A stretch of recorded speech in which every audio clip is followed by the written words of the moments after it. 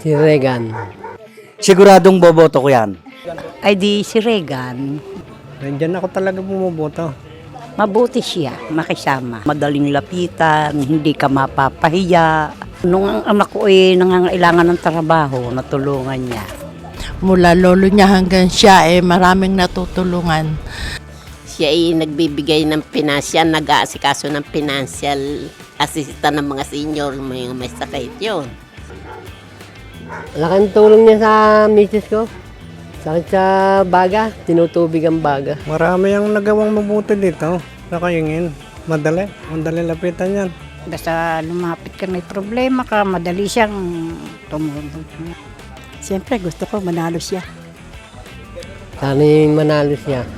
Sana'y siya manalo.